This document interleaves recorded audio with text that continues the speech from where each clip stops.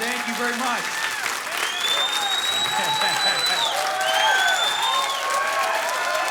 Man, I appreciate it. To any of the time soak people who came tonight, hail Nimrod, you guys. Hail Lucifina. Showbiz, that's how they do it in Hollywood. Let's not even do a stand-up special. Let's just do weird catchphrases from a podcast. Exactly. All right, now we got some jokes to tell. I made a terrible parenting choice a while back I feel pretty bad about. My daughter Monroe, she turned 11 earlier this year, and her entire childhood she'd been doing speech therapy, like going back to preschool. But for the previous 2 years prior to 11, she could say every single sound perfectly, except for the R sound. And I was getting frustrated with her, because I thought she was just not doing her exercises. I thought she just wasn't doing her homework. Essentially, I'm a maniac, and I thought that my daughter had a speech impediment because she was lazy. And I was getting after her. I was like, come on, Monroe. I'm like, you gotta work on it. All right, you gotta do the exercises. They give you homework assignments for a reason. You actually have to try. And she'd be like, Dad, I am Twine. And I would think, horrible shit. Not Twine very hard.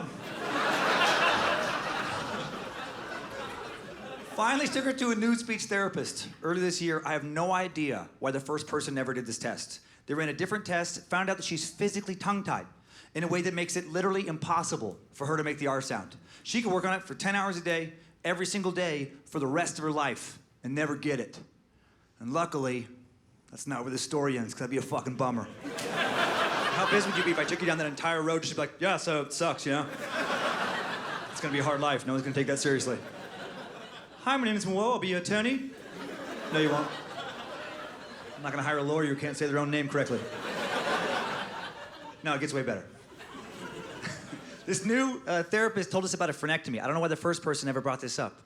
It's just a simple outpatient procedure. They laser the frenulum that connects your tongue to the bottom of your mouth so your tongue can move naturally and you can make all your sounds. And so we have that done. 2 weeks later, Monroe is perfectly pronouncing everything. Crushing R's. She will speak better than I can for the rest of her life. And when she found out that she could, finally say things the way she wanted to say, she was so happy / furious. Right, like happy she could speak correctly, a little irritated that for the past 2 years, her dad had been doing the parental equivalent of just yelling at a blind child for not being able to see. Just a monster, just squint it out already! Will you get rid of that dumb stick if you'd squint harder?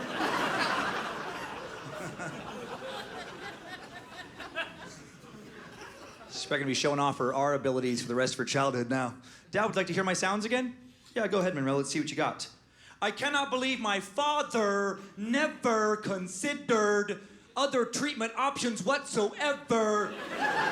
Are my R's clear now, motherfucker?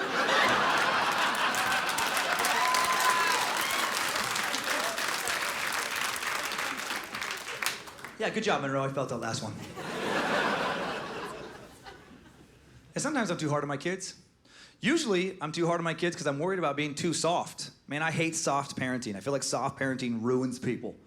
Right? Truly, too many parents afraid to criticize or discipline. They just want to tell their kids how awesome they are all of the time. You ever met somebody who was only told they were awesome by their parents? 100 out of 100 times, not awesome. Delusional, no self-awareness. Right? Just saying things that prove they have no sense of reality all the time. Just, what did you say? Did you actually just say that you're a social media influencer? You think that's what you do? You have 42 followers on Instagram and a part-time job at Arby's. You're barely a roast beef influencer.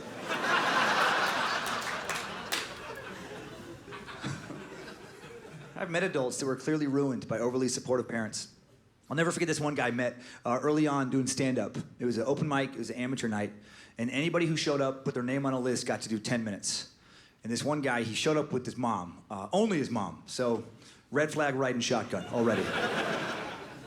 And he does his 10 minutes to silence from the audience. He just eats it for 10 minutes. No one in the audience laughs at a single one of his jokes other than his mother, who cackles like a hyena the entire time. And he comes off stage, and I overheard him say, I don't know what that crowd's problem was. Those jokes were awesome. My mom thought I did great. And I decided to do him a hard favor right then and there. I stabbed his mom right in her fucking neck. And while she bled out, I pulled him close. You're free, baby bird! Now you have a chance! No, but I probably should have. No, I did think that his mom, probably ruined any chance he had at a career in comedy.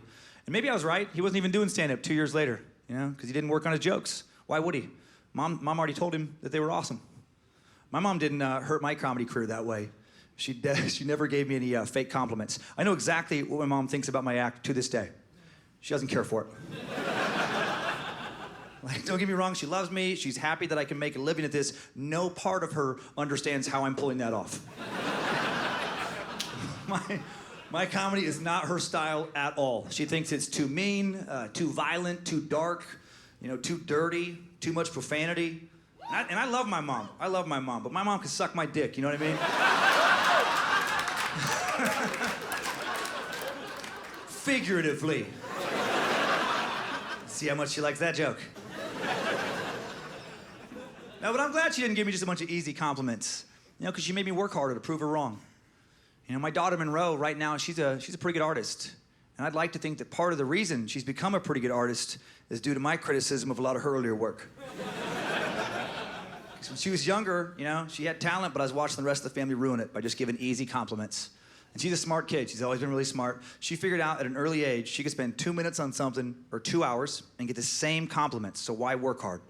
Why put in that extra effort, She could just scribble some nonsense, hand it to a family member, and just hear, what? You did this? On your own? Monroe, this could be in an art gallery. I'm looking at the same thing thinking, that's not gonna make the fridge. One time she handed me something so bad, I couldn't even tell what it was, and she got mad at me. She's like, what do you think? And I was like, I don't even know what this is supposed to be. It's a dog. We have a dog right there. I want you to look at that dog, look at this, look at me, and say that again with a straight face.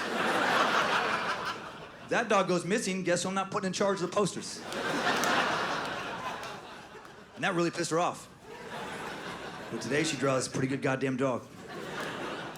And I'd like to think that's related. Not some crazy disciplinarian though either. My son Kyler, he's 13. He's only gotten one spanking during his entire childhood. And I don't even want to give him that one. It was the weirdest spanking I've ever been a part of. And I've been a part of some pretty weird spankings. This was very different. He was just never the kid that needed a spanking, Especially, he was 7 when this happened, and he was real, kind of a people pleaser, easy to redirect, firm voice, he would tear up. But this one day, I think he had seen his sister Monroe get a few spankings, and I think he wanted the street cred of having had one. Like, he was gunning for it real specifically. It was weird. He was climbing on this door jamb, and I just wanted him to get off of the door jamb right before he hurt himself. I was like, come on, buddy, let's get down. That's not what that's for. You're gonna hurt yourself. No.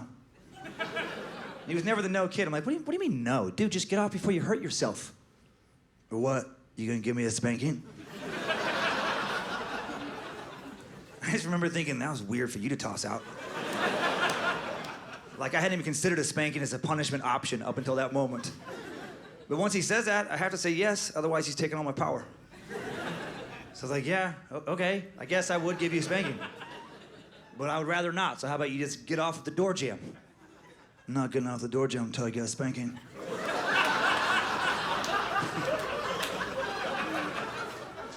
The whole thing took on this tone of suicide by cop. He's trying to force my hand. I was like, dude, just get off the door jamb, or I will give you a spanking. Last chance. He won't get off, so I have to physically remove him from the door jamb, and he doesn't fight back near as much as I was hoping for. Just made the whole thing that much creepier. But I felt like I was pot committed. I put him over my knee. I gave him 2 swats. After the second swat, he turns, looks right at me, and goes, I think you're supposed to do it harder than that. And I've never spanked him since.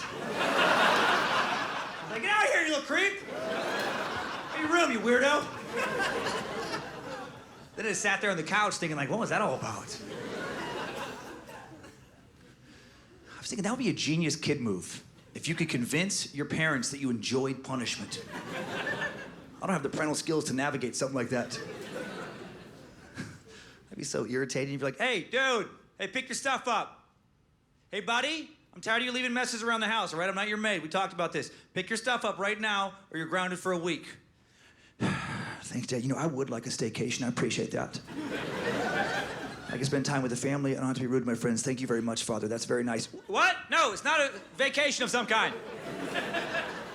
It's gonna be punishment. There's gonna be no TV, no video games, no cell phone. You know, I haven't had the strength to unplug myself. That's a generous offer, Father. Thank you. Stop calling it an offer! It's a punishment. You're gonna be in bed the whole week. Does that sound fun? Honestly, I've been exhausted from the video games. Well, now you gotta move around the whole week. Always moving. Does that sound fun? I could just treat it like a workout challenge. I could do push-ups and squats. Maybe I could get strong enough to beat your ass by the end of the week. No, I will beat your ass at the end of the week. Ooh, hi, Poppy. Hit me like you love me, Daddy.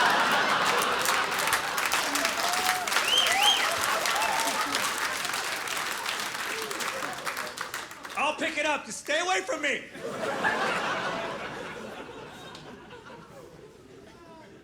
Can't believe Kyler's 13. He's almost as tall as I am. He's becoming a man. It's freaking me out. We're having different kinds of conversations. We had a father-son boner talk a while back. I didn't bring it up. Let's make that very clear. That would be highly inappropriate if I just barged in his room one afternoon. What's up, son? Let's talk about hard dick, father-son style. No, he brought it up. He had some new concerns. He started getting random erections, and he was kind of freaking himself out. And he was worried that he would get one in the middle of class. Other classmates would see, and they would just mock him relentlessly. And I'd completely forgotten about that time in your life where when you first start getting them, it is so weird. Because it's not tied to sexual thoughts. Like, they truly are just random. Like, you have no idea when they're gonna happen. You know, when they do happen, you have no idea how long they're gonna last, when they're gonna go away. You know, I remember I'd be sitting in class, I'd just freak myself out, you know, thinking some non-sexual thought, like, I wonder what my dog's up to right now. And then just be rock hard, oh no. What does that mean? Do I wanna fuck my dog? I do love him very much. So I feel like I gave him pretty good advice. You know, I told him what I wish my dad would have told me. I was like, son, if you get a random erection, that's nothing to be ashamed of. In fact, that's a gift from God. Okay, you stand tall and proud. Do not be ashamed of that. Those kids start to tease you, you do not back down. You double down, you lean into it. Give them a little taste. If they keep teasing you, you take it further. You drop those pants and you cock slap your way around that classroom. That's some alpha power shit. They will respect the steel. They will learn to fear it. I didn't say any of that. That's fucking crazy. Now we talked about tucking. I was like, do you even tuck, bro? You forget what you don't know until someone's talked to you about it. No one had told him that the elastic waistband holding up his boxers served a secret dual purpose. It's not just for holding your boxers up, it's also for pinning your boners down. Tuck the tip under the strap, submit it, let it retreat at its own pace, establish dominance. Turn those boxers into a boner holster.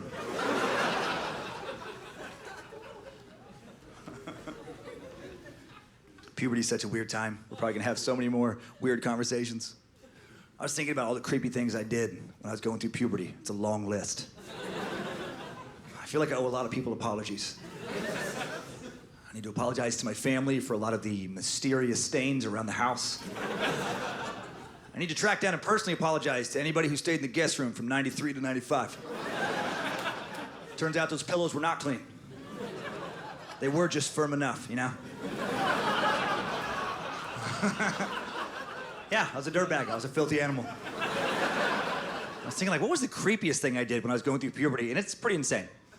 For those of you who haven't heard about this story, it's gonna feel like I'm making this up. It's very over the top. I don't know why I would make this up. It does not make me look good. It did happen. When I was 16 years old, I got paid to fuck a banana peel.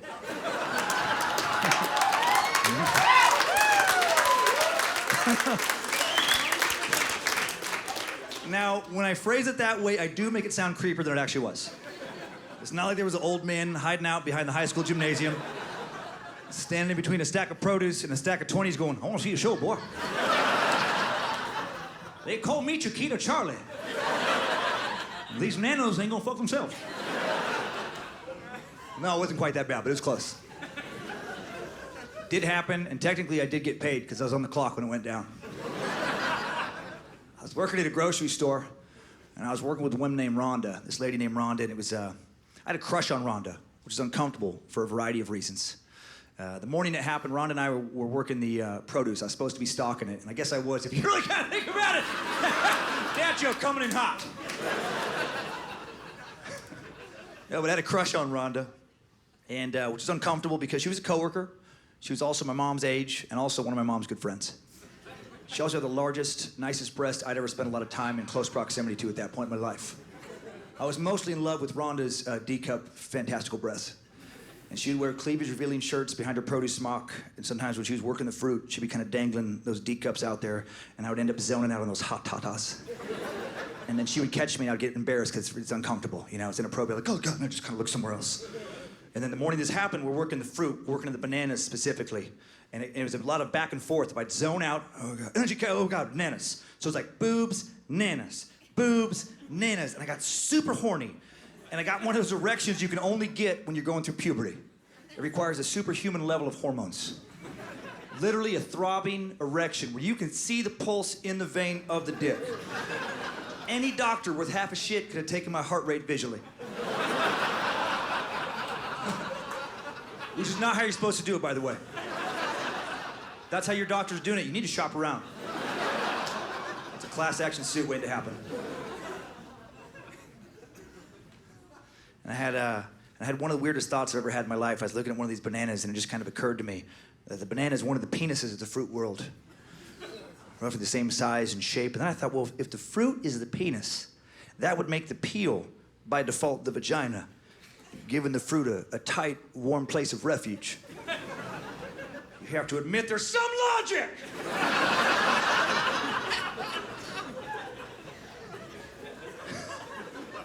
I just thought, what if I opened up one end of that nana, gently massaged the fruit out, gently massaged my ween in? That might not be entirely unpleasant. Now, I do realize that a lot of people would have stopped there, or way before there.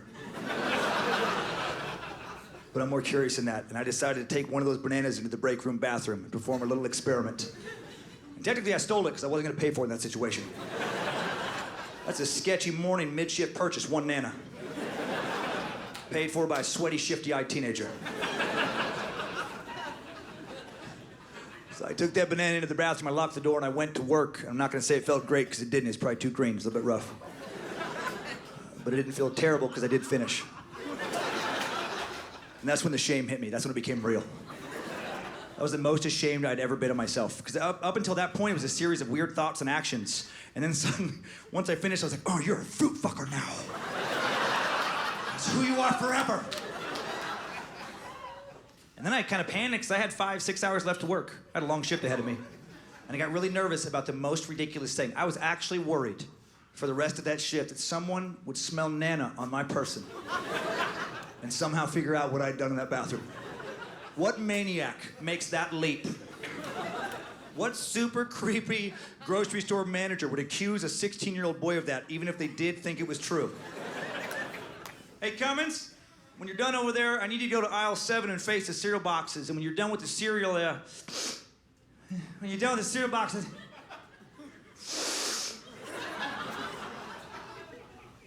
Okay. Okay, all right. I see what's going on here.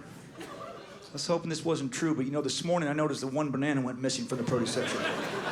I do a nana check every morning at 10 a.m. sharp. A few minutes later, I went to the bathroom, and I found the peel, son.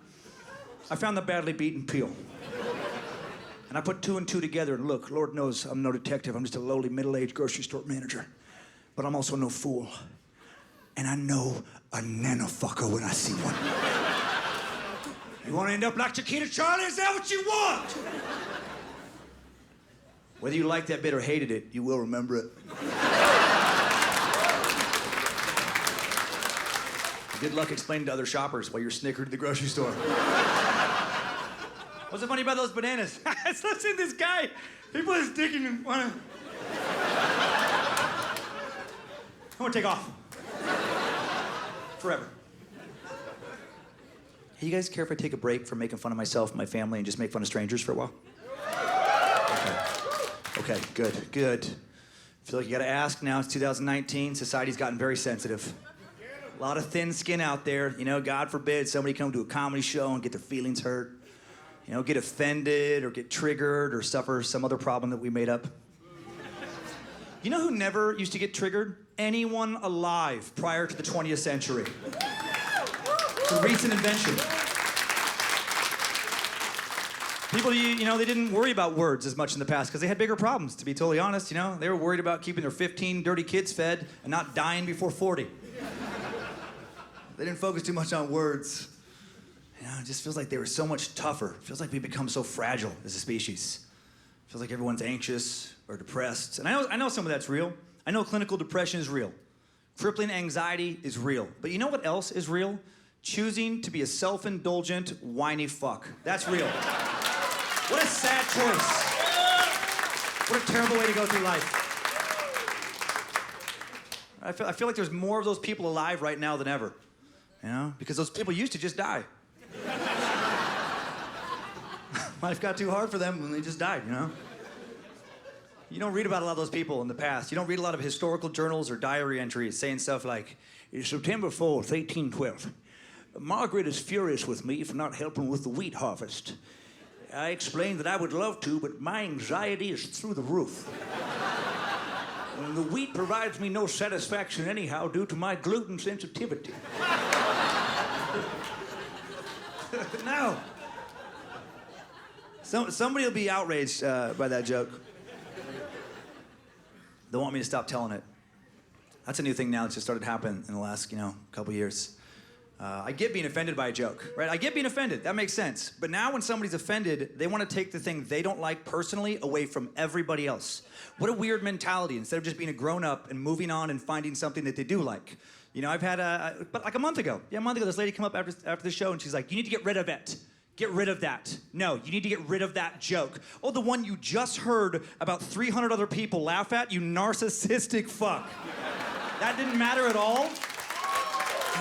What is happening with that? How about I get rid of this relationship?" It's ridiculous.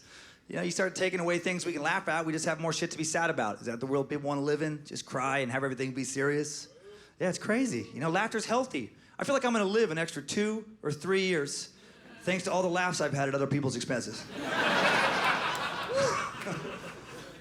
I feel like more laughter equals less murder. I don't have any stats to back that up, but it feels true. I feel like you can, continue to let me rant about idiots, or I can start circling names on a people to kill list. Jokes or stabs, what do you want? I'm gonna get rid of this tension one way or another. I hope I can always mock things. Right now I like to mock idiots online, the idiots of the internet. Yes. I know I can't change the way they think, but at least I can make fun of the way they think. Blow off a little steam. It's frustrating what people post, what gets liked and shared. It's kind of scary. You shouldn't vaccinate your kids, because that's how kids get autism, so no one should vaccinate their kids. Hey, remember before posting that one time you went to medical school? Nope. You know who's not sharing and liking that? Doctors. For the Times Like podcast, when I was doing research for that anti-vaccination episode, I talked to a lot of doctors, and it's just crazy to me that there's no legitimate link at all between vaccinations and autism. But there's a very, very strong link between getting rid of vaccinations and having lethal diseases we already beat come back and kill us all over again. We will literally die because of ignorance. It's insane. I wonder what the anti-vaxxers are gonna post then, have you seen my non-autistic kid? He's the little guy in the corner with the leg braces and the measles scars all over his face. Sure glad I stopped listening to doctors.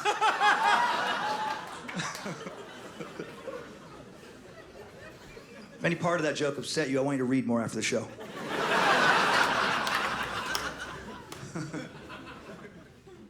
Flat earthers, I hope I can always make fun of that. That's nonsense.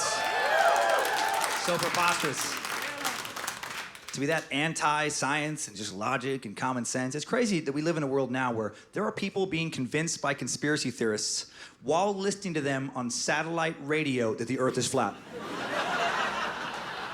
An almost unfathomable level of irony. They call it a flat Earth debate to make it sound more intellectual. All right, there's two sides to the flat Earth debate. And if you're a flat earther right now, you're thinking, exactly. There's only two sides, you smug son of a bitch. There's the round side and the flat side. This is how insane this argument is. On the round side of this debate is every scientist alive. Not most, all of them. Every legitimate scientist, every astronomy and physics professor, every pilot who makes it to their destination consistently. People who understand if you flew in the same direction long enough, you'd make it back around to where you began your journey, as opposed to the very different flat Earth outcome, which has never happened, of just drifting off into the void. Soaring over a mythical ice wall that keeps our oceans from pouring into the abyss and quenching the thirst of the Kraken. It's medieval. On the other side of this argument, on the flat Earth side of this argument, is Tila Tequila. That sums it up. A lot of people still very worried about the devil. That bothers me. We're on the cusp of colonizing Mars. We're about to have 3D printers kick out usable biological organs. And we'd have even more cool medical and tech if more people focused on that and worried less about what's the devil up to, though? Where's the devil right now? And I get believing in like a good or an evil deity. I get believing in like a vague notion of like a good God and an evil God, but some people take it too far and they add a lot of unnecessary stress to their lives, worrying that the evil deity is interfering on Earth in ways that can be easily and quickly disproven. I watch a lot of weird videos. And I know that a lot of people are worried right now that Katy Perry, the pop star, is famous because she sold her soul to Satan. Like, they really believe this. A lot of videos, get a lot of views, a lot of comments underneath them. Stuff like, enjoy your fame and fortune, whore of Babylon. There's no way that's true.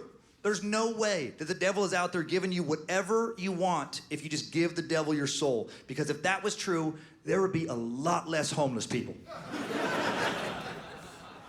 Like, you mean to tell me that some dude sleeping in a piss-filled alley, eating out of a dumpster, literally sucking dick for meth, isn't quite ready to make that deal?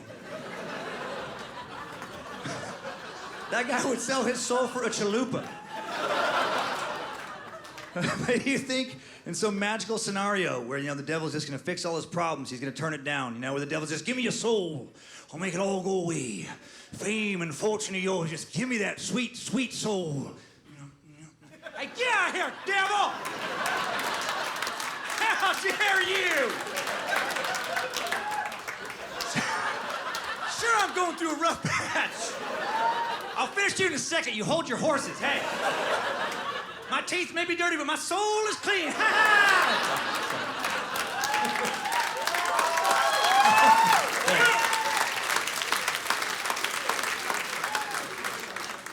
I'm glad a lot of you seem to enjoy that. I'm sure for a few of you, the show just ended. You may remain here physically, but in your head, oh, you're done right now. He needs to take that joke out of his act. Who does it from the side anyway? Just like...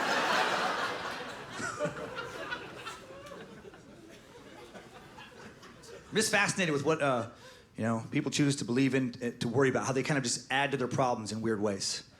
Like what problems they invent. The weirdest one to me, I've been talking about it a few years, and it's a growing movement, is the lizard Illuminati. I joke around about it a lot, but it is crazy when you really think about it. There are adults out there stressed out because they're worried about reptilians from space who live in tunnels beneath us, who mate with our political leaders and create these weird bloodlines and control our thoughts from the moon matrix. Like, there's somebody in a cubicle right now going, goddamn lizards! I'm sick of it! When I first found out about it, I thought it was a joke. And when I watched the videos, I was laughing, and then I read the comments underneath, and I thought it would just be comment after comment of stuff like, get the fuck out of here, that's crazy. No, comment after comment of like, thank you for being brave enough to speak the truth. Hashtag woke as fuck. What? That's a real belief. That's what amazes me about the internet. No matter how crazy the video is, there are believers in the comment section, no matter how extreme. You know, just some guy ran, just like, I'm sick of the Rothschilds taking their blood, pedophile money, and using it for their Agenda 21 extermination program, okay? It's Bohemian Grove. They meet about it every year. They have the rituals. It's on tape. Okay, listen, the Bilderbergers, just looking, look, the pizzas are there. Wake up, sheeple. It's the Freemasons, working with the Knights Templar, Priory of Sion. Connect the dots, okay? Mona Lisa, do the math. The Greys, Area 51. They coordinate everything. All roads lead to the Denver airport.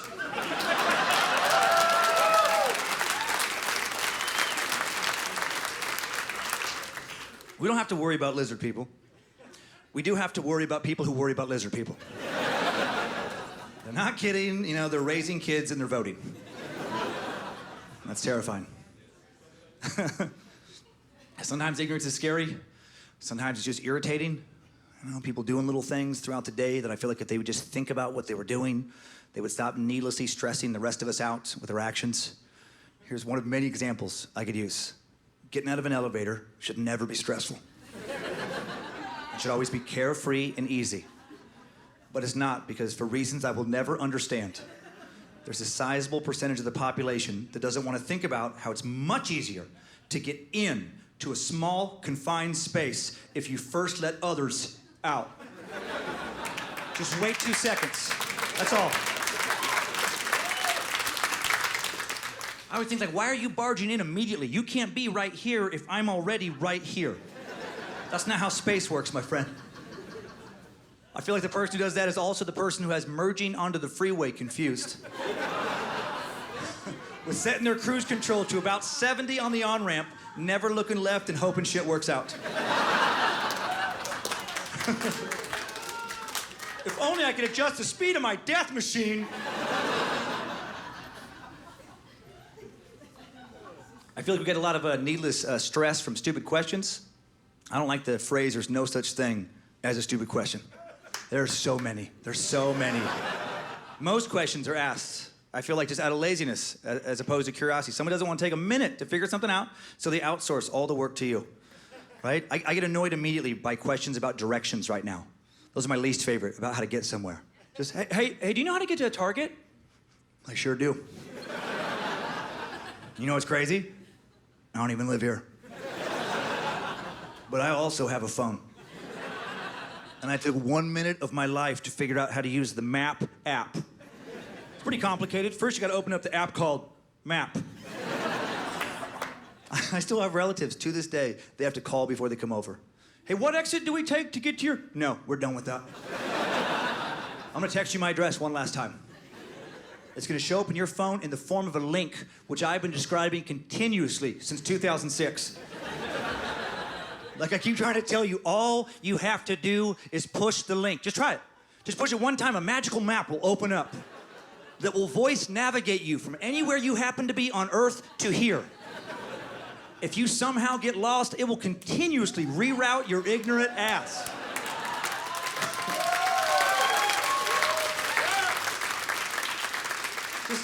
Just give it a shot. Just push the link with your... You can finger it, that's traditional. Use your finger. You could thumb it, unorthodox, but should be effective. Hypothetically, you could slap your dick on it. Skin, screen, pressure equals map. Even if you don't have a dick, you could clit it, whatever tissue you choose. Put your lady ween on that screen.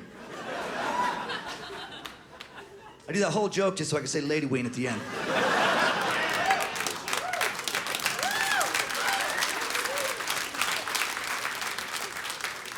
I want to get that term out there, lady ween, and its acceptable alternate, lady weeness. And I do that as a public service, because I want to improve people's sex lives, okay? So anybody here, if you're looking to, you know, make a lady happy in the bedroom, and you want to take things to the next level, I want you to try sneaking that word in. And don't talk about it beforehand. Women like to be surprised. I find it sexiest to whisper it. Right, just whisper something super hot out of nowhere.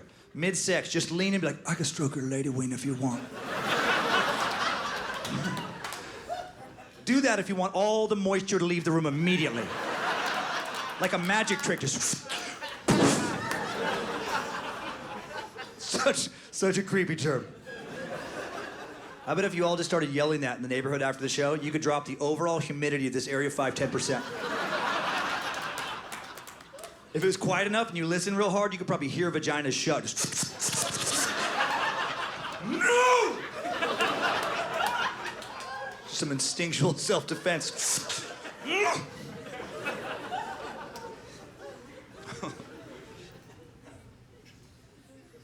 Make fun of everybody else. I should probably make fun of myself a little more. You know, I do plenty of dumb things. Sometimes I do things so dumb where it makes me question my overall intellectual abilities. Like, I'm the only person I know that has smashed their face really hard. Not once, but twice on a bakery display case. I feel like I'm missing the part of the brain that processes the curve of glass. Geometry was really hard for me, and I feel like I can't figure out where my face would intersect during the curve. 2 different times, I went in for a quick, closer look at a muffin, walked out of the coffee shop, 2 seconds later, no muffin, slight nosebleed. I'm also the only person I know, I broke off one of my front teeth. One of my front teeth is half fake, because I thought it would be hilarious to scare a fish in a fishbowl. I was 35 years old.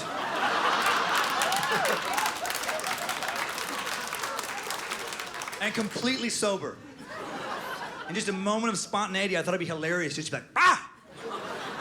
And I didn't account for how far the bowl curved out. And I made it about halfway, I go, ah, tink! And I just shot my tooth. I don't even think I scared the fish. Looked exactly the same. Everybody does dumb things. Best you can try and do is do less of them going forward. Right? That's all you can do. Just try and get a little better. Try and improve in some way. Right now, I'm working on trying to improve my grammar abilities. Because I know that a lot of people, won't take what you write seriously if your grammar's poor, which I get. That's fair. Lately, I've been trying to figure out how to use a semicolon for about the past 30 years. It's important to me, because it's the pinnacle of grammar. To me, that's the very top. And when I see somebody whipping around a semicolon like they know what they're doing, I trust them more. I respect them. Look at you, Professor Wizard. When I used to get confused, I would Google, how do I use a semicolon? And then read the definition and somehow get even more confused. I did it so many times, I've had it memorized for several years, and it still doesn't help. Like, I can say it, but it doesn't mean anything. I can say the words, but they don't connect to an idea inside my head. How to join 2 ideas of equal value. Okay? Like, what does that actually mean? How are you supposed to figure out how much, value some random subjective idea has? And then how do you know when that lines up equally to some other random idea? Nacho cheese Doritos are delicious. Semicolon. Wish I knew karate, period.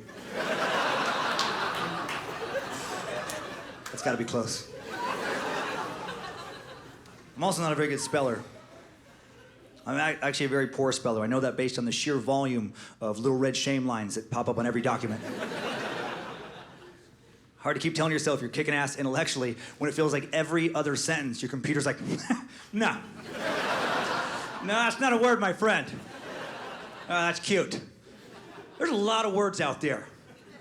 That's none of them.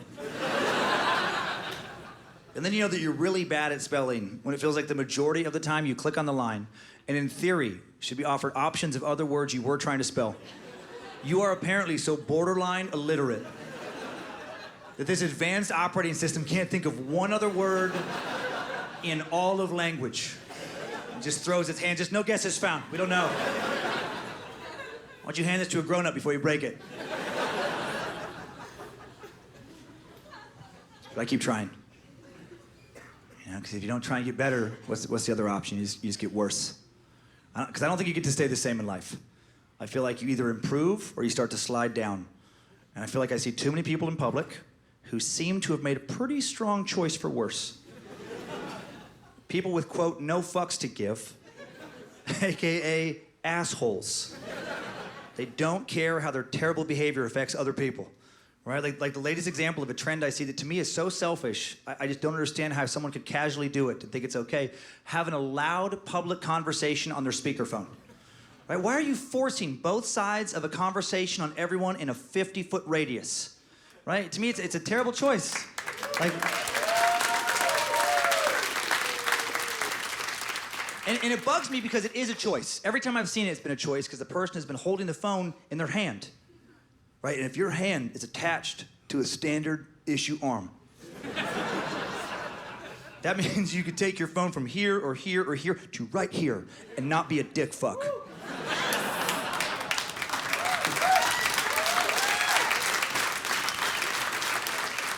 This should only be acceptable to do it out here if you have a small, wonky arm that can't reach your ear. Okay, a lot of pushback on that one. All right? Right there. That's how society's become a little too sensitive in some ways. If you didn't like that last part, I bet I know why. I bet I know you were thinking some version of, Jesus Christ, there could be someone here with a small, wonky arm. Yeah, they could be here. They could also have a sense of humor, like other human beings. Right? Why do we decide what other people can laugh at, what they can handle? Do you ever think about how weird that is that we make these judgment calls about what other people can handle, you know, in certain situations? Like, I was friends in college, good friends with a paraplegic guy named Brian, and I got to see this firsthand, where people would try to be nice, you know, and they didn't want to say something that would offend him, but it would end up hurting his feelings because he just wanted his balls busted like everybody else. He wanted to be treated exactly like everybody else, but people would act weird around him, and they would confuse his brains with his legs, right? His legs didn't work, his brain was fucking awesome. He knew what they were doing every single time. Just weird stuff like, hey man, it's good to see you. I'm gonna go for a run. I'm gonna go do some stuff. Dude, he can handle the word run. You're gonna be, have fun on your run! Where you running to? Show off a trampoline park? Must be nice. No. It's crazy. It feels like right now, there's so much worry over what we can laugh at, what we can say. I feel like there's so much stress in society right now. Everybody's tense, worried about the outrage police taking their lives apart. You know, if they say the wrong thing, which is stressful because the wrong thing is always changing. You know, somebody tweets or posts something and then 10 years later, they lose their job. What if we just, I don't know, what if we just fucking knock that shit off? What if we decided that we can talk things out? We can make mistakes, we can say the wrong thing, we can be forgiven, we can grow and evolve. You know, we can stop, dividing ourselves into little groups along political or racial lines and fucking snipe each other from the shadows and just grow as one group of meat sacks and just kind of progress as a human species. That's a choice we could make, if we wanted to. That's a world I'd like to live in. I feel like white people are the most tense right now. I don't have any proof, maybe because I'm white, I sense that. But I've only seen white people do this, though. Be so, nervous about being perceived as racist that they refuse to use race or color as descriptive terms when trying to describe someone, even when it is the most painfully fucking obvious way to do so. It's so uncomfortable. Everybody knows the game that's being played every time, right? Like, they're afraid if they say the word black, that's somehow racist. It's not inherently racist. That's ridiculous, right? Maybe watch your tone. Don't be like, black! That's racist. That's conveying negative emotion. But if you're just saying it in a descriptive sense, or some people, there could be a room of 300 albinos and also one black man. And they're trying to point him out to you, but they refuse to say the word black, and it is painfully uncomfortable. Right? It's just such a weird little game. Just, where's your friend?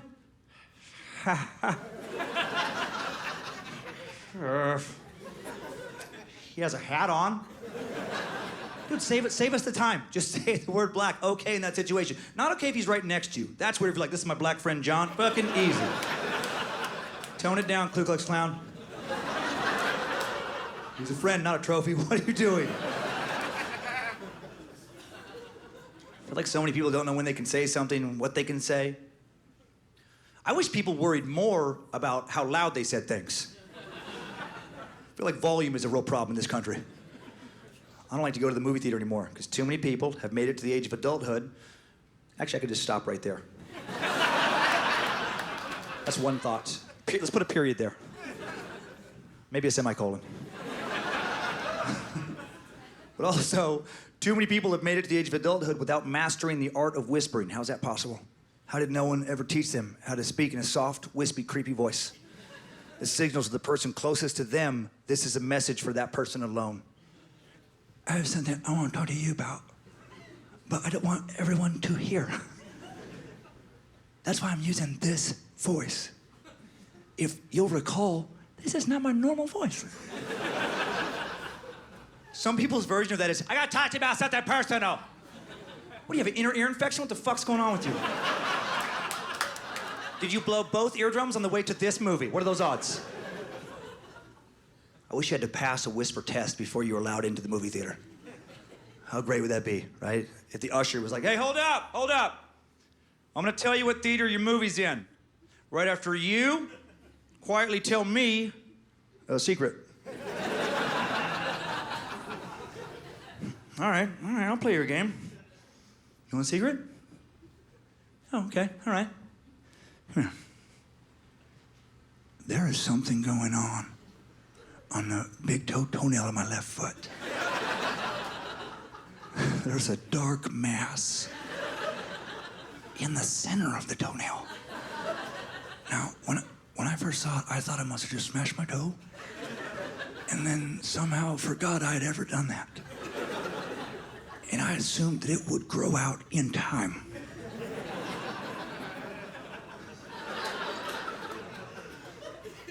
No, sir. I've been clipping that bad boy for at least 3 years. And it is still in the center of the toenail. And darker than when I first saw it. My wife, Lindsay, thinks it's a fungal situation.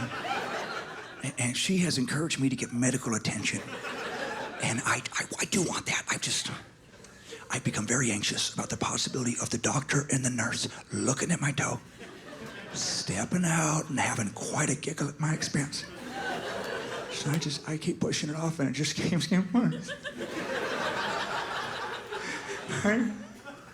I trap myself in a prison of shame and fear and hunger. I don't even know. It's theater number 6. Get away from me.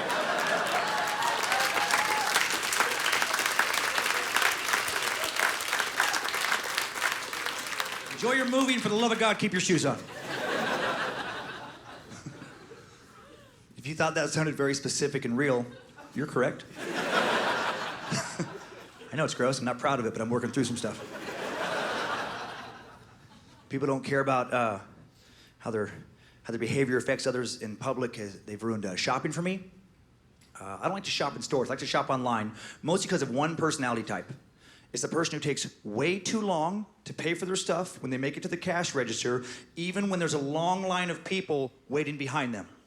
Right? Why are you asking a lot of questions right now? If you got some questions, you go to the customer service department. That's a different part of the store. You are currently in the get the fuck out of here department. You're in the yeah, go on, get department. That's the department you're in. And I think some people do it on purpose. That's what makes me more angry. I think it's a weird power trip.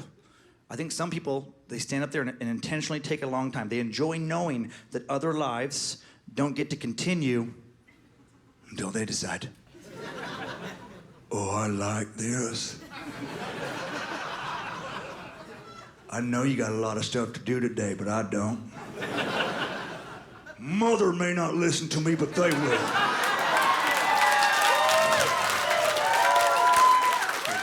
My apple's so round. When I'm one of the people waiting in line behind that person, I like to run a little fantasy through my head to make the wait a little more bearable. It's very violent, but it is just a fantasy that I don't want to actually carry out. I just like to imagine the person literally dropping dead in front of the register. They die, and then during the confusion surrounding their sudden death, I quickly step on their body and officially proceed with my transaction. To show that that was a choice that they could have made. And then the cashier becomes alarmed, says something like, would you get off the body? But I don't. Because I've been thinking about this for a long time, and I want to say some cool shit at the end. I'll just look him right in the eye and be like, I will not. He wasted my time in life, and he will not waste it in death. And then everyone breaks out into song, for he's a jolly good fellow, for he's a jolly good fellow. They took too long to pay for their stuff, we're all happy they're dead. Something like that, something in that. It's a rough draft, the song part. The person I've seen in public who seems to have hit rock bottom as far as not caring how their behavior affects others. What they do is not just, rude. It's dangerous. It's not safe. I haven't seen it a lot, but I have seen it, a few times. I've watched a stranger, an adult in public, openly pick their butthole.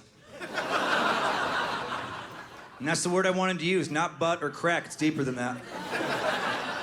Sure, technically there's a thin layer of fabric separating digit and anus, but make no mistake, they are in there.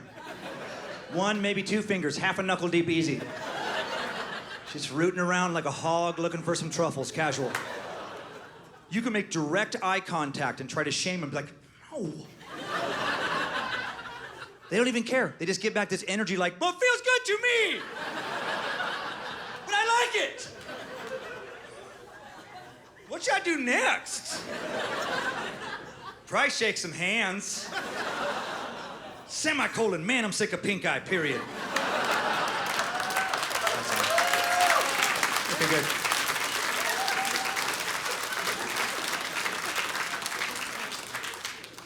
Now I've got it figured out. Okay, good. A little worried about our future. When my kids were younger, I used to volunteer in their classrooms, and I would definitely get bothered about some of the things I would see. I gotta say, I feel bad for teachers right now. Any teachers here tonight, thank you for what you do. Yeah, sincerely, thank you. It's a very important job. You're shaping the future, and I don't feel like our culture supports you enough, truly. Yeah, truly. Yeah, it's just frustrating, I feel like our culture is kind of turned on expertise in general for some weird reason. Right? There's like this weird phenomena where one person can study something for 4, 6, 7 years, work in that field from their 10 or 20. Another person can read one post on Facebook and somehow think they know more. This doesn't make any sense. I can't imagine how frustrating it is to be a doctor right now. Right? Patient after patient of just stuff like, okay, I hear what you're saying and shit, but check this out. I've been watching a lot of YouTube videos on the healing power of crystals, and I'm gonna take my treatment in a different direction. All right, well, good luck with that. Hopefully you die before you have kids. We don't need to spread that behavior. It's so outrageous. People used to trust teachers to control a classroom, and now I feel like they second guess them to death. My sister's a teacher. I know a lot of teachers. I witnessed it firsthand. There's like, it's just crazy. It used to be where if a kid was causing a problem in the classroom, obvious problem, and the parent or parents get called in, it'd be like the parent and the teacher working together as a team on behalf of the kid, coming up with a game plan. Now, a lot of times, if the parent gets called in, it's the parent and the kid ganging up on the teacher as if the teacher has an agenda out for their kid, which is very paranoid logic. Highly unlikely that your kid's teacher has an agenda out for your kid. Very likely that if your kid's teacher thinks that your kid is a disruptive piece of shit, well, guess what? Your kid is a disruptive piece of shit. And if you can't understand that, it's because you are also a disruptive piece of shit, perpetuating a horrible mentality.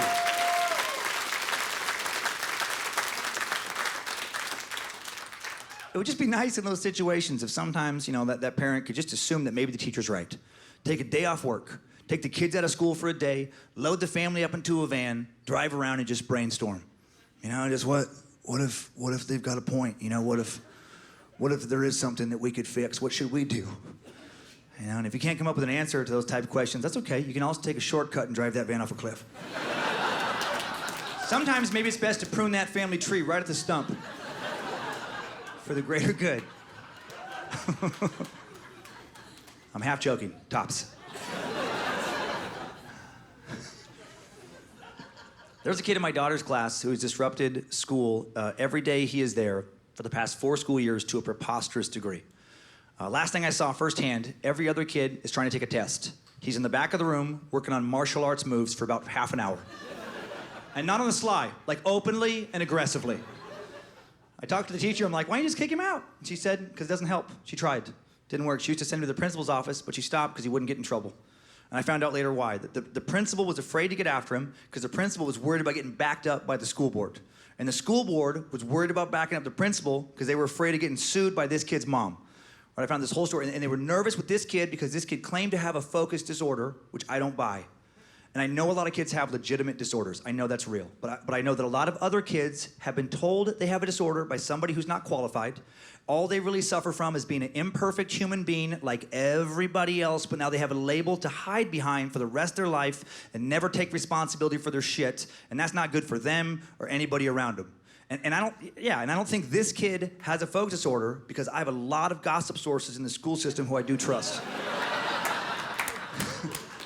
And according to sources who I cannot name for legal reasons, right, they have told me that they have asked this child's mother, please take him to a doctor, have him tested. They've asked her over and over, she won't do it.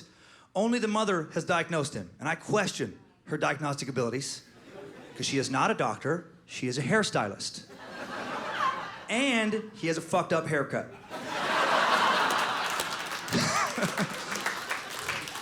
I was just thinking that maybe if you can't center a rat tail, you might not be the best at knocking out psychological disorders. Maybe that's not your lane. If I would have done what he does when I was in school, I would have been physically removed from the classroom. And I know that because I was physically removed from the classroom. In 3rd grade, I had my own desk in the hallway for quite some time. Because apparently I suffer from I cannot shut up and leave people alone disorder. And I was put in solitary to reflect on my condition. If my dad would have done that when he was a kid, he'd have been paddled. That's what they would do to him. They'd bring him to the front of the class and paddle his ass. And if that sounds crazy to you, the crazy thing to me is even though that happened to him a whole bunch of times, he never even died one time. It's almost like it's not that big of a deal.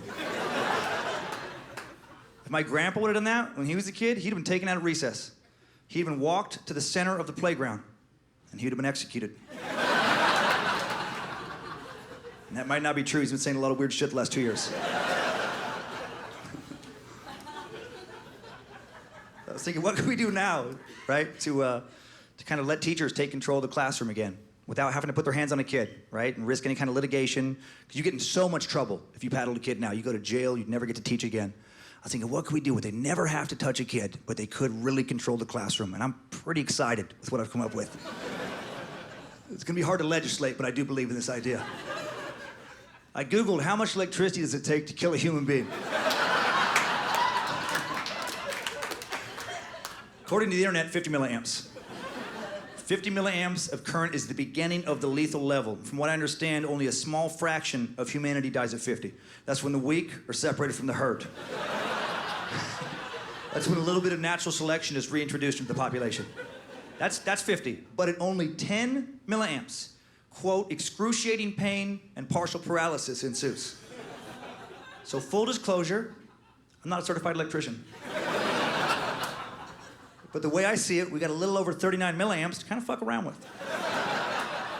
Why can't we try it? No one's gonna die. But it's gonna hurt quite a bit. I wanna reconfigure our classrooms into electrical grids. I want a little box at the teacher's desk, you know, with a system of dials. Each dial corresponds to a square patch of floor that can be electrified to various degrees based on the twisting of the dial. Right? You know, arranged in like a bingo grid type layout. If someone's misbehaving in D2, not anymore, light them up. Send a little refocus juice their way. 4 or 5 seconds, 20, 30 milliamps. 2 weeks of shock therapy, Karate Kid, he's gonna be focused on test day. He's gonna be seated, eyes forward, ready to learn. He might be a little twitchy, but mostly focused. And I want to live in a nation of smarter, twitchier kids.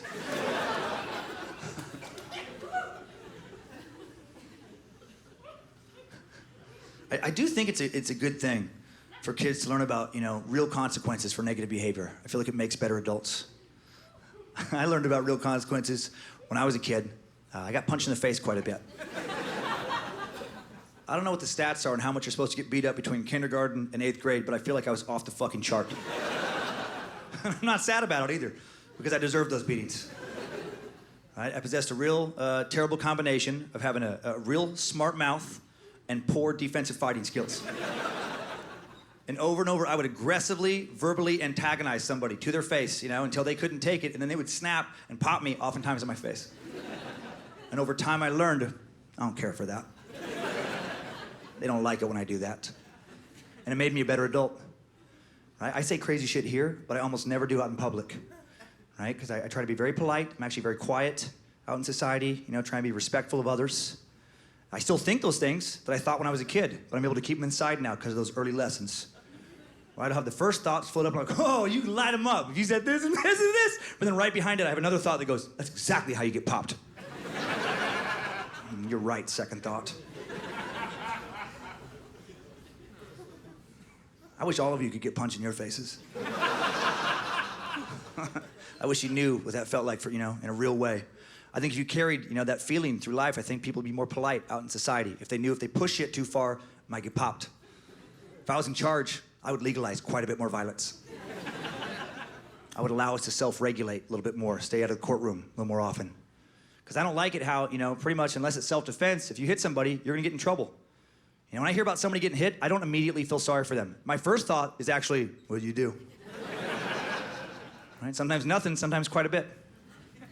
You know, context should matter when it comes to crimes. You know, a lot more. Like if some guy at a club later tonight sucker punches a stranger, that's not okay. That guy should get in a lot of trouble, just punching somebody for their own sick amusement. But what if it's very different? What if some guy punches some other guy because that guy kept calling his girlfriend a trashy bitch? He asked him to stop, he didn't stop. You know, one more time, I'm gonna pop you. He does it one more time, he hits him. To me, that's not a crime. That's a life lesson, right? Yeah, what made you think you could just keep antagonizing somebody like that? But I will say, you know, court cases could get more tricky if we go down this road. Because if you open up the door to more context, you know, you gotta keep digging in a lot of situations, find out who really was at fault. You know, in that last situation, you gotta ask yourself, yeah, but why did he call her a trashy bitch? You know, what did she do? Was it warranted? You know, what if he said that because earlier in the evening, he was clearly next in line for a drink, right? Everybody knew it. He made solid eye contact with the bartender. Affirmation nod. His turn. And then at the last second, she just cuts in front of him like his life has no value. Like he's not even standing there. He doesn't care for it. He just mutters under his breath, just, oh, excuse you. And she hears that and she doesn't like it. And when she gets her drink, she turns around, throws it in his face. Like a trashy bitch would. And then he calls her out and he gets popped. That's also not okay. In that situation, he should be able to legally punch her boyfriend back 5 to 10 times crime-free. Because that guy needs to learn a lesson that you can't just bring a trashy bitch out into a bar like there's never gonna be consequences. You gotta take responsibility for who you associate with. If you're gonna walk out into public with a live grenade, you gotta hold the pin the entire time. Let's take it even further. What if during the ensuing scuffle, she throws a second drink in the first guy's face? Should he then be allowed to hit her? No. No, I don't think so. But I do think he should be allowed to throw her down like one short flight of stairs. Because otherwise what? She gets to be a drink-flinging, trashy bitch the rest of her life? No consequences? If you didn't like the last part of that joke, congratulations, you're sexist. True gender equality is when both sexes live under the same fear of being beaten in public. Equal pay, equal beatings. That's my favorite thing to say on stage right now. Because of the moral confusion it creates. The underlying message is actually very good to what I just said, but the vehicle I choose to deliver that message is fucking horrific. If I laugh, am I supporting domestic violence? If I don't laugh, am I against equal wages? Why are they doing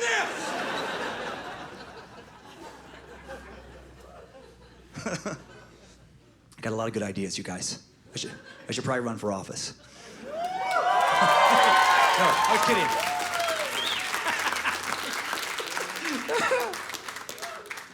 Oh man, I would never make it. I don't talk about politics much, and I'm not going to talk about it tonight in any kind of partisan way because I feel like we get enough of that in the news on just a daily or hourly basis. But I was thinking, like, what a weird time it is to be a politician. Like, who would want that job right now? Like, it's so polarized. What a strange job where best case scenario, you're doing literally the best job you could possibly do. About half the country wishes you and your family were dead. Like, that's best case. I don't know why anyone would choose to run right now with the cross-examination culture we live in, where people like to bring, you know, something you said 20 years ago and take it out of context and just, you know, destroy you. I would be the quickest dismissal in cross-examination history. I have said so many things publicly over the years that I do in fact mean. I know for some of you it makes this stuff more palatable if you assume that I'm joking. No. These are just statements with occasional laugh points. One question, I'd be done. They could pull from anything. Just, did you actually advocate throwing women down short flights of stairs? Listen, I was joking. Yeah, you got me. Okay. Okay, I said it. If you look a little bit further, I actually want to electrocute children in some situations as well. Show myself out? That's fair. Okay. That's reasonable. I feel bad for politicians kind of in general. I feel like we hold them to unreasonable expectations and standards. Like one of the unreasonable expectations is to not lie. That's a big complaint, right? That they lie. They said this during the campaign, then they got into office and they did something else. How could they lie? Because that's the only way you can get elected. And we have ourselves to blame. We have a democracy. We need a certain number of votes, and you cannot get that number of votes unless you lie a little bit, because too many people are allergic to real, brutal honesty, right? They just can't handle it. They want sanitized honesty. I feel like a lot of people, when they're claiming to want to hear truth, what they're really saying is, I want to hear some truth that won't impact my life in a negative way ever, and magically makes my problems disappear with very little work on my behalf. That's the truth I like. That's not the way the truth works. A lot of times, yeah, it's very ugly. You know, like the real problem right now, no one will even bring up, because it would be political suicide to mention it one time. Forget about gun control, forget about immigration. There's another problem underneath a variety of other problems in this country and others that would be political suicide to talk about. And that's the fact that there are quickly becoming too many people in various parts of the planet. It's a math equation, right? The ball doesn't keep getting bigger. Right? There's a limited amount of resources. You can't keep pumping out at an exponential rate, shithead after mouth breather after non-contributor, and expect a pleasant ecosystem to enjoy in perpetuity. You also can't win an election on a pro-death platform. That's a tough sell.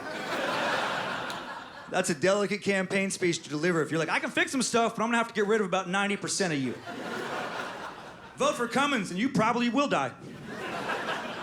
That's a terrible bumper sticker. But I have thought about who I'd get rid of if I could.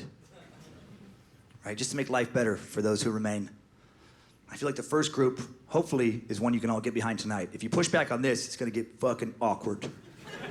Violent pedophiles, level 3 sex offenders. I think we can do without that. I think you can't cure it. How weird would that be if everyone was like, boo! And you just got up and left. I paid my dues! No, but you can't cure it, you know? I used to think the best you could do is just like remove the threat.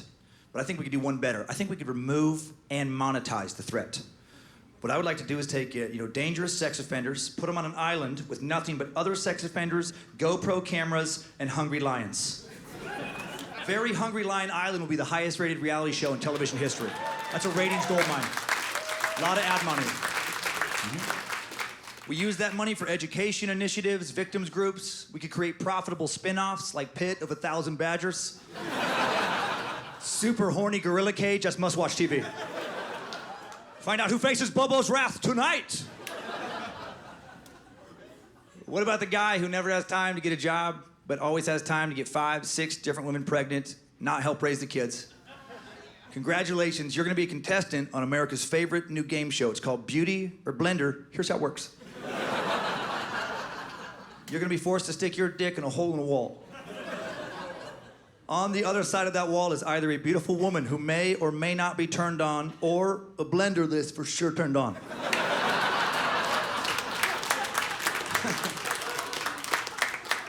Here's a little show secret, there is no woman. It's all blenders all the time. I just have to pretend because it's hard to market a show called Blender or Blender.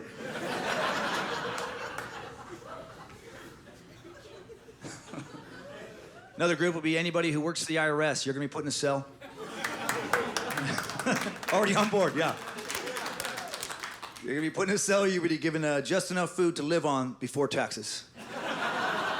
Prior to being able to enjoy any particular meal, you're gonna have 25 to 40% of that meal removed. And you're gonna slowly wither away and die like all the ma and pa stores you nickel and dime to death to pave the way for those tax loophole-loving big box motherfuckers that own America. I feel like the pro-death movement's picking up some steam right now.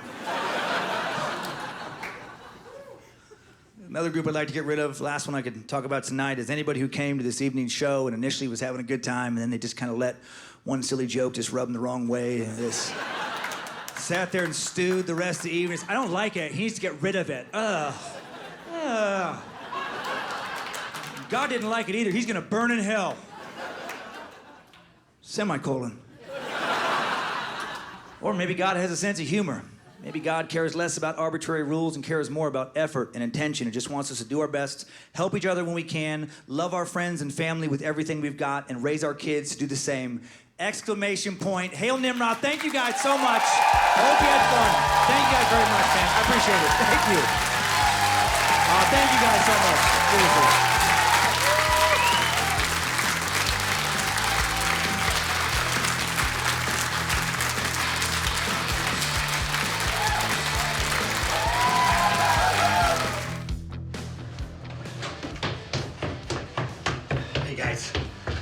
So I did what you asked. I made a bunch of jokes. I like you guys are totally not real. They laughed. I think they bought it. So hopefully Satan will honor his part of the deal and, you know, let me have a funny special, because that was what I gave my soul for. Okay, good.